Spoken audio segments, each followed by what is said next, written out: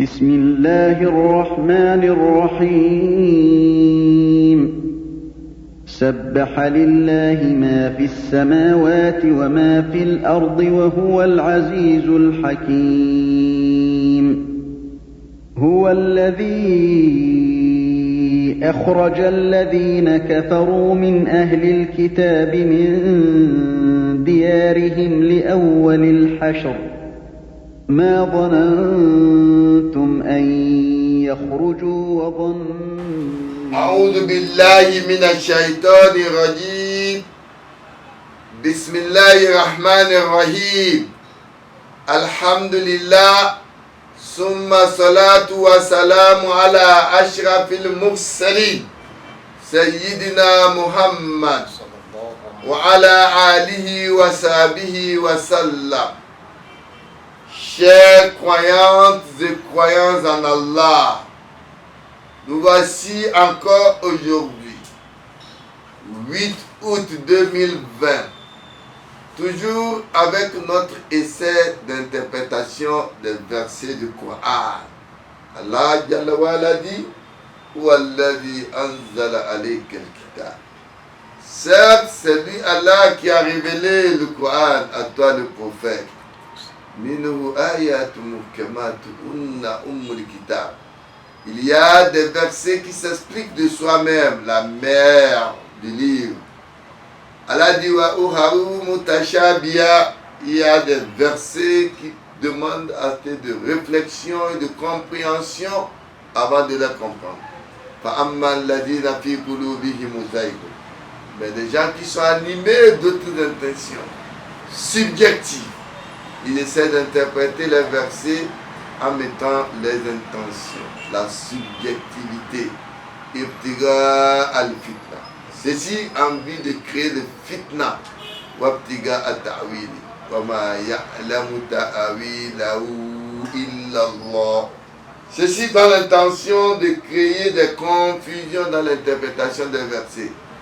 En dehors d'Allah, nul ne peut mieux interpréter ces versets. Le samedi passé, le lendemain du jour de Eid, avec notre essai d'interprétation, nous nous sommes arrêtés au verset 31 où Allah subhanahu wa ta'ala nous dit Wala taqtulu awladakum khashyata imlakin nanu narzuquhum wa iyyakum Inna qatlahum kana khit'an kabira. Allah Jalla wa Ala nous dit dans ce verset, il dit ne tuez pas vos enfants par crainte de pauvreté. Et on a poursuivi avec le verset 32 où Allah Jalla wa Ala dit wala takrabu zina. Innahu kana fahishatan wa sa'a sabila. Allah dit, et n'approchez donc pas la fornication. Le samedi passé, nous avons dit quand on commet la fornication, il y a 3 éléments qui se rencontrent. Le corps de deux, de la fornicatrice et du fornicateur. Il y a l'esprit. Celui qui a un mauvais esprit transmet à l'autre. Celui qui a un bon esprit transmet. Et le sperme. Allah dit, néanmoins, la fornication, c'est une chose qu'Allah a dit, est une turpitude. Et Allah dit, quel est le mauvais chemin? En commettant la fornication, nous partons vers un mauvais chemin, qui est le chemin de la maladie, tel que le sida, qu'Allah nous préserve. En permettant la fornication, nous sommes en train de déstabiliser le fondement du foyer. C'est aussi une honte, une dégradation, et ça fait diminuer le respect en soi-même. Et c'est une perte aussi dans les biens, c'est aussi une perte du respect que nous avons, car la fornication est une mauvaise chose. Inch'Allah, Nous allons continuer avec le verset 33. Nous sommes toujours avec Surat al-Isra, si Allah le permet. Non. أعوذ بالله من الشيطان الرجيم بسم الله الرحمن الرحيم ولا تقتلوا النفس التي حرم الله إلا بالحق ومن قتل مظلوما فقد جعلنا لوليه سلطانا فلا يسرف في القتل إنه كان منصورا ولا تقربوا مال اليتيم إلا بالتي هي أحسن حتى يبلغ أشده وأوفوا بالعهد إن العهد كان مسؤولا وأوفوا الكيل إذا كلتم وزنوا بالقسطاس المستقيم ذلك خير وأحسن تأويلا ولا تقف ما ليس لك به علم إن السمع والبصر والفؤاد كل أولئك كان عنه مسؤولا ولا تمش في الأرض مرحا إنك لن تخرق الأرض ولن تبلغ الجبال طولا كل ذلك كان سيئه عند ربك مكروها ذلك مما أوحى إليك ربك من الحكمة ولا تجعل مع الله إلها آخر فتلقى في جهنم ملوما مدحورا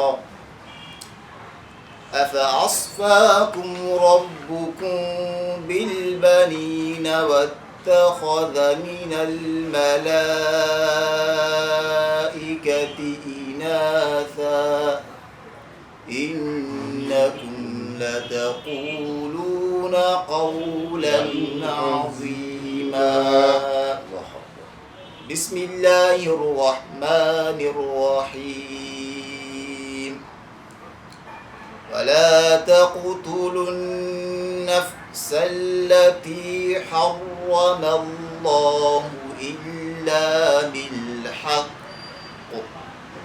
ومن قتل مظلوما فقد جعلنا لوليه سلطانا فلا يسرف في القتل إنه كان منصورا.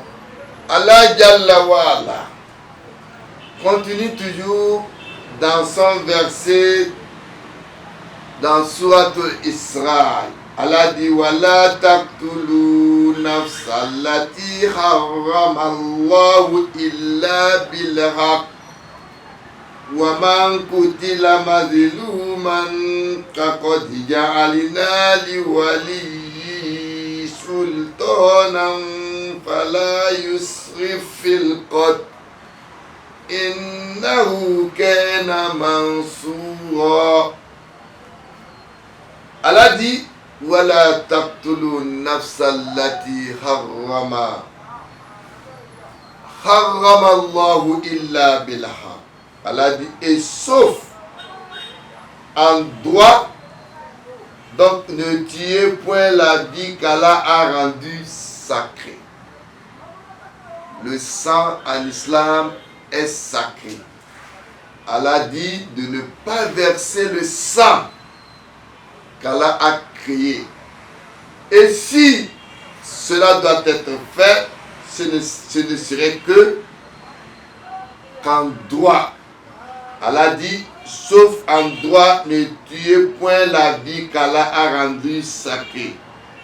Quiconque donc est tué injustement, alors nous avons donné pouvoir à son proche parent que celui-ci ne commette pas aussi d'excès dans le meurtre, car il est déjà assisté par la loi. Ceci voudrait faire comprendre que en islam, que le sang ne doit pas être versé.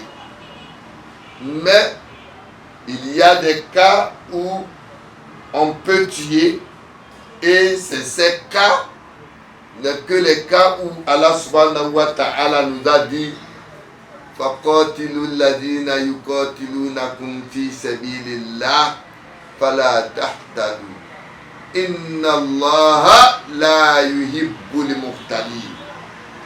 Tuez donc ceux qui vous tuent dans la voie de Dieu. Donc, la légitime défense peut amener quelqu'un à tuer.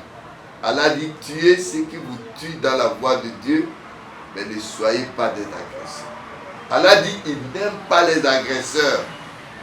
Dans la foi, il ne faut jamais commencer par tuer. Et on ne peut pas commencer une guerre. Et une guerre ne peut non plus être lancée que par les autorités d'un État. Un individu ne peut pas lancer une guerre comme ça. C'est contre la loi divine et c'est contre la loi de la nature. Et Allah dit, en légitime défense, vous pouvez aussi tuer, mais si vous pardonnez, c'est là encore mieux pour vous. D'où la loi de l'islam qui refuse d'accepter l'injustice, ni de pratiquer l'injustice et d'accepter l'injustice. En légitime défense, si on vous tue, vous tuez. Mais s'il cesse, vous cessez. Mais l'islam voudrait aussi, en plus, que même dans ce genre de situation, que vous ne devez pas exagérer. La juste mesure, on ne peut pas vous tuer, on ne peut pas utiliser un couteau et vous allez tuer, vous allez utiliser une arme. Vous utilisez exactement la juste mesure. Il est aussi acceptable où on voit dans le cas des traites de guerre, des apostats qui sont tués, et l'islam interdit aussi le fait de se tuer soi-même. Allah interdit à un individu, quel que soit son problème, de se faire tuer, comme le suicide. En cas de vol armé, il peut arriver que les voleurs soient tués également, car leur intention avec l'arme était de tuer. Le prophète de l'islam dit, ils attaquent les musulmans, ils sont fihima. Si deux musulmans tiennent l'arme l'un contre l'autre, celui qui est tué, celui qui veut aussi tuer, les deux iront dans l'enfer. On veut bien comprendre celui qui a tué. Et celui qui est tué, pourquoi il doit aller dans l'enfer? Le prophète dit parce que lui aussi, en tenant l'arme, son intention était de tuer. Donc, dans ces cas de traite, de guerre, de coups, la loi autorise ce cas de tuerie, mais Allah dit l'arme sacrée qu'on ne doit pas donc tuer d'une façon injuste. Allah donne donc le pouvoir à la famille. Quel pouvoir Allah donne à la famille? quelqu'un qui a été tué, la famille a le droit de se plaindre, de prendre en conséquence les rançons et de prendre tout ce qui est compensation à l'âme de son proche qui vient de perdre. Et elle a dit que celui-ci ne commette pas de l'excès. Dans le meurtre, Allah ne veut pas qu'on commette de l'excès, car il est déjà assisté par la loi. Car Allah dit dans ce verset que ce dernier est déjà assisté par la loi, cela voudrait dire que nul n'a le droit de se rendre justice.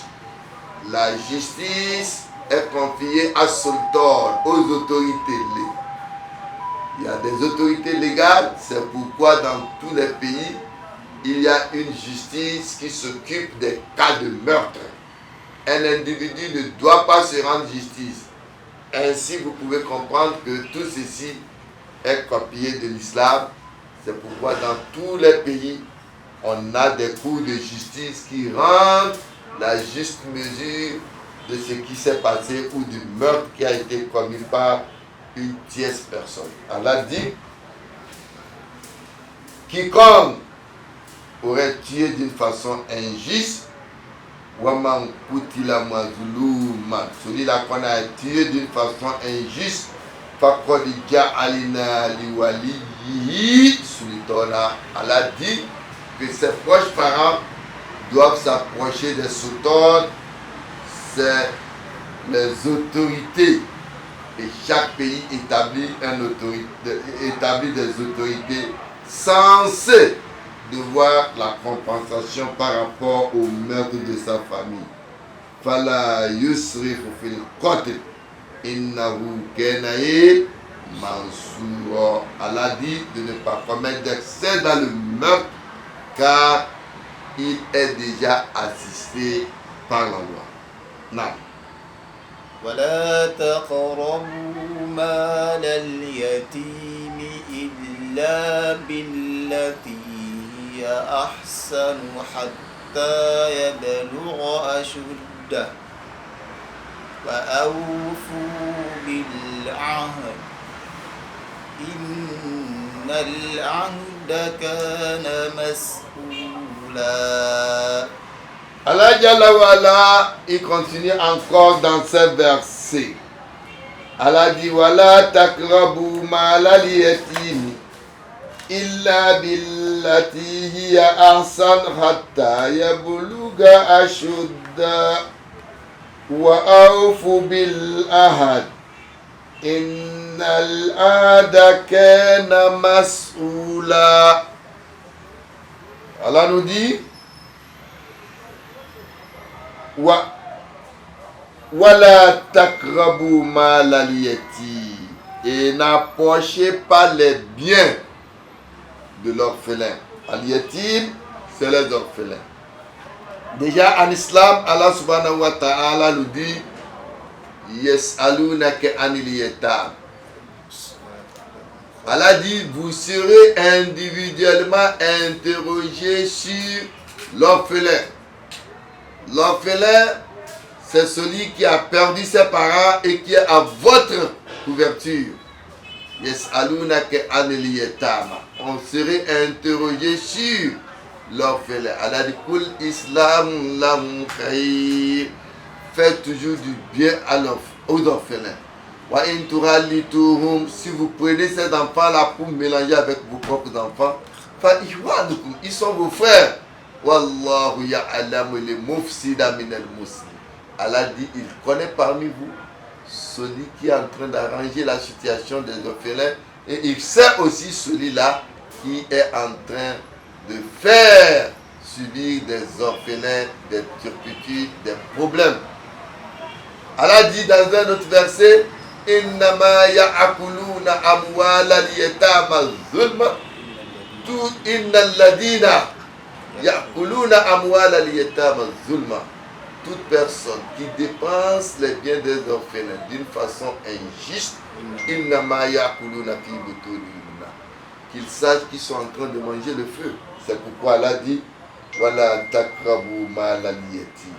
Parce qu'il peut y avoir des enfants, des orphelins qui ont perdu leurs parents très jeunes, qui ne sont pas encore responsables, qui ne peuvent pas gérer les biens. Et vous, qu'on garde ces biens avec vous, comprenez que ces biens qui sont gardés avec vous, vous serez interrogés. Et Dieu vous dit, Wala takrabu malal yatim illa billati hiya ahsan. Et vous ne devez pas donc toucher cet argent. L'argent des orphelins, si ce n'est que pour juste cause. Juste cause, c'est quoi? Une partie de leur argent, de ces orphelins, vous les utilisez pour les éduquer, vous utilisez cet argent pour les nourrir, vous utilisez cet argent pour les habiller, et en cas de besoin majeur juste, vous utilisez pour juste mesure. Vous n'avez pas le droit de prendre l'argent des orphelins pour dépenser comme vous voulez ou mélanger avec vos propres argent. Allah dit, Illa billati hiya ahsan. Si ce n'est que ce qui est juste. Allah dit, Hatta yabluga ashuddahu. Jusqu'à ce que ces enfants-là grandissent. Ashudda, l'âge de la maturité. Donc vous confiez cet argent quand ces enfants ont atteint l'âge de maturité. Tous les biens que l'orphelin a laissés, vous devez confier à ses parents. Donc à ses enfants. L'orphelin, à partir de 18 ans, l'âge d'Ashudda, c'est entre 18 et 30 ans. Il a déjà la responsabilité de garder et de veiller sur ses biens lui-même ou ses enfants. Donc, Allah subhanahu wa ta'ala nous dit Atta yabluga ashudda. Et Allah continue, il nous dit, au temps du prophète, d'abord le prophète nous dit qu'il est le gardien de ce que les orphelins ont laissé. Parce que le prophète en son temps, il gardait les biens des orphelins, il avait peur de dépenser, il utilisait lui-même ses propres argent pour veiller à ces orphelins-là. Allah dit wa'awfu bil ahad. Respectez les engagements. Al-ahad, innal ahada kana mas'oula. Vous serez interrogé sur les engagements que vous prenez. Voilà, Allah dit wala tanqusul aymana ba'da tawkidiha.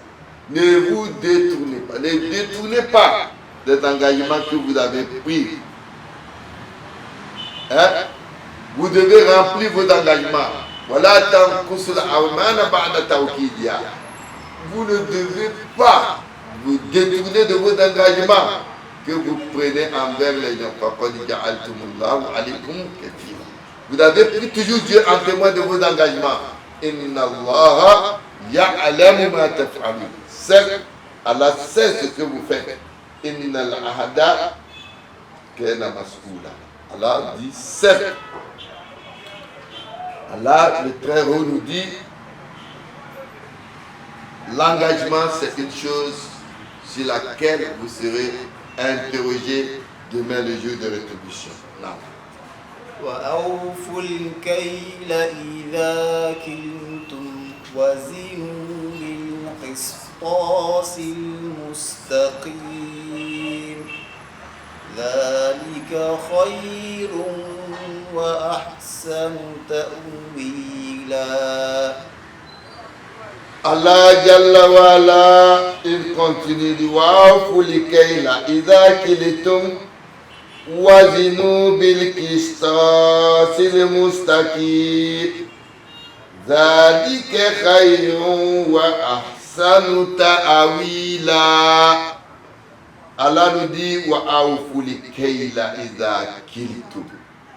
Allah dit et donnez la pleine mesure que vous mesurez. Vous vendez, il faut toujours donner la mesure, la pleine mesure. N'allez pas diminuer les mesures. Et peser avec une balance exacte.